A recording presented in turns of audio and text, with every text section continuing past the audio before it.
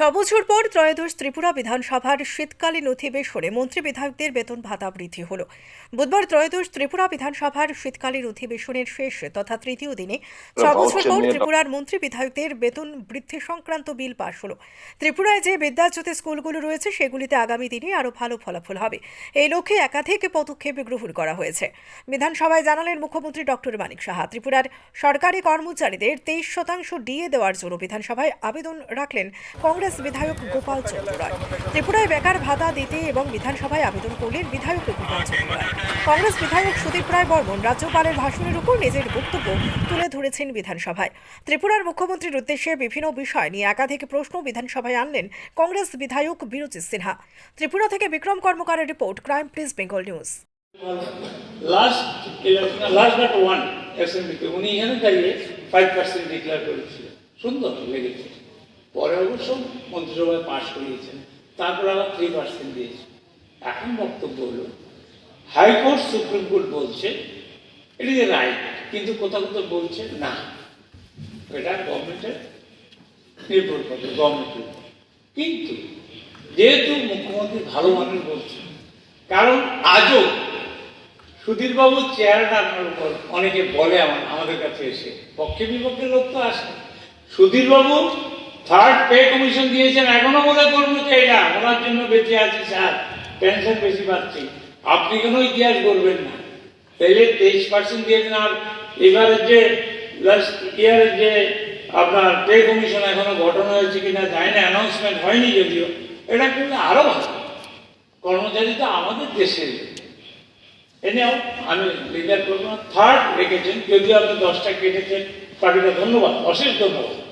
আপনি তো 50% কেটে দেন আমার প্রশ্ন, নো স্পেসিফিক। একটা বিষয়, রাঙাউটি করে একটা গ্রাম আছে, এখান থেকে টাউন পর্যন্ত বাঁধ নির্মাণের জন্য 7 কিলোমিটার জমি অধিগ্রহণ করা আছে।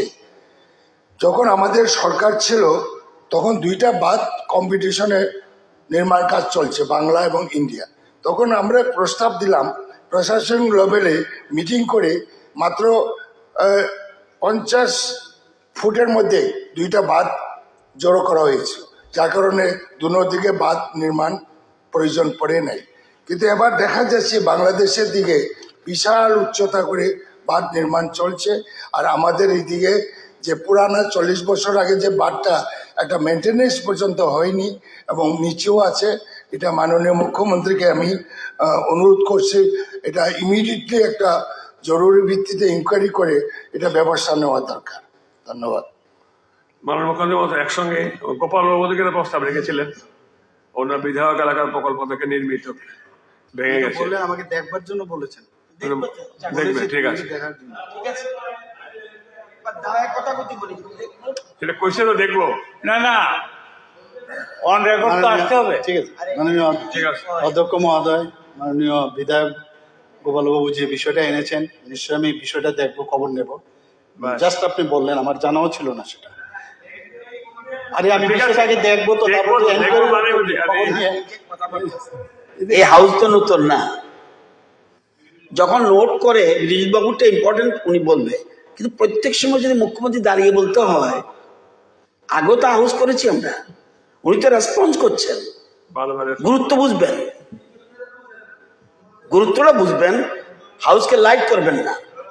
না না স্যার, না না, আর এখানে দাঁড়ায়েন না, আর দাঁড়ায়েন না, এতবার দাঁড়ান স্যার। তো স্যার না, সুধাংশু না, আমি জাস্ট একটা না, আপনি বললে এটা না, আমি ওনার উত্তর দিতে চাই না তো আমি। না না, ছাড়ুন, চল।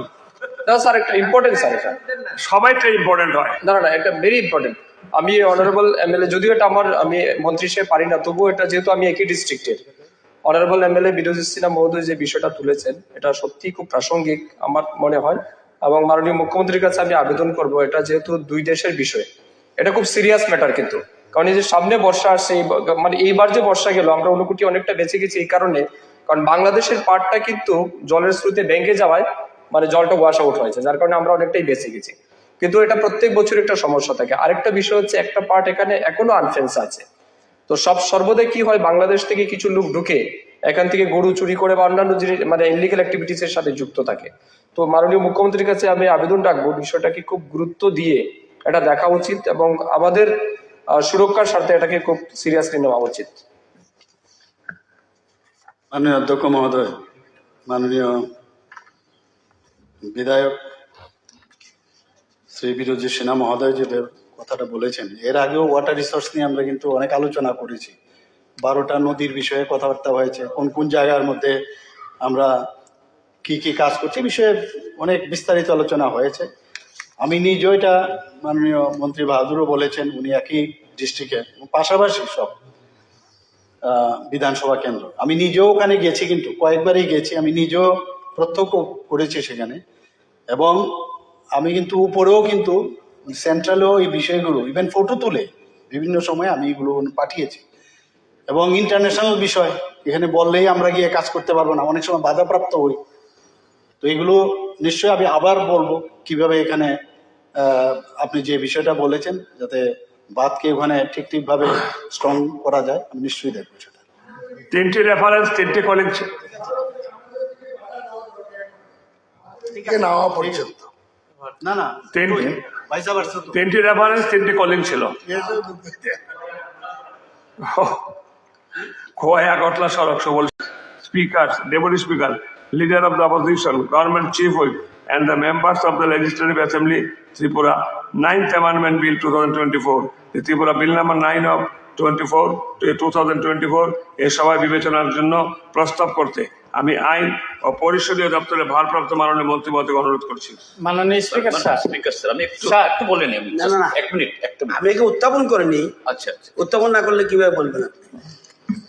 The salaries, allowances, pension and other benefits of the minister, speaker, deputy speaker, leader of opposition, government chief whip and the members of the Legislative Assembly Tripura, 9th Amendment Bill 2024, the Tripura Bill number 9 of 2024 be taken into consideration. এখন আপনি বলেন। বলুন। Sir, আমি যে বিষয়টা এখানে রাখতে চাই, স্যালারি বিল বা স্যালারি হাইক হোক, আমি তার বিরুদ্ধে না। এটা টাইম টু টাইম লেজিটিমেটলি হওয়া দরকার। আমি সেদিনও বলেছিলাম যে অতীতেও এরকম হাইক হয়েছে, এটা লেজিটিমেসির মধ্যে রেখে। তো এই জায়গাতে আমরা যারা বিধায়করা পার্লামেন্টে একটু এটা রুলসটা চেঞ্জ করেছে। এখন পার্লামেন্টে এরকম ভাবেই সাংসদরা তাদের বেতন ভাতা দিয়ে এইভাবে বিল এনে করতো, কিন্তু অরুণ জেটলিজি যখন অর্থমন্ত্রী ছিলেন তখন তিনি একটা সিস্টেম করে দিয়েছেন, এটা পার্লামেন্টে এরকম বিল হিসাব আসে না।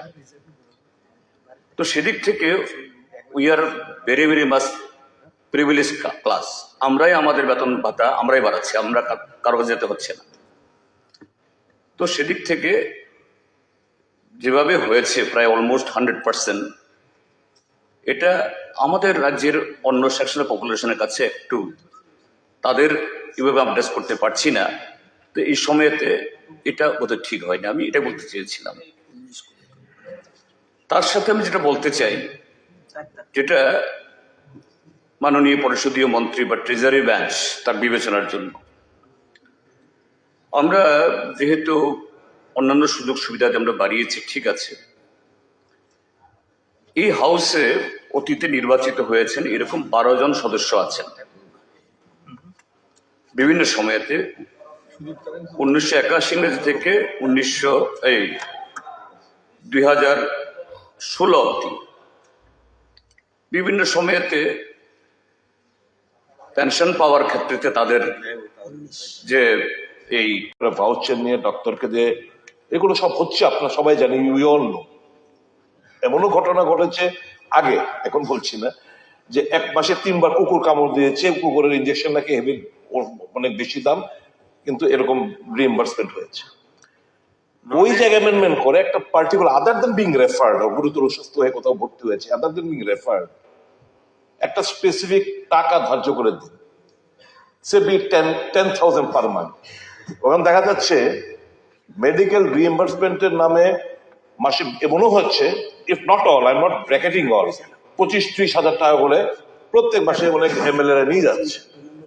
তো একটা স্পেসিফিক সবাই সবাই নেয় না, আমি কয়েক সবাই না, আমি মানে কিছু কিছু লোক, কিছু কিছু এমএলএ কিংবা এক্স এমএলএ। তো লেট এ স্পেসিফিক, এটা সরকার টাকা বেঁধে দেবে, একটা স্পেসিফিক যে মেডিকেল রিএম্বার্সমেন্ট দরকার নেই আমার 25,000 টাকা, 10,000 টাকা specific, other being referred or being hospitalise, এগুলো তো আলাদা কারণ। কিন্তু এই যে টাকাটা লেট ইট বি ফিক্সড, এই আমার একটা প্রস্তাব থাকবে।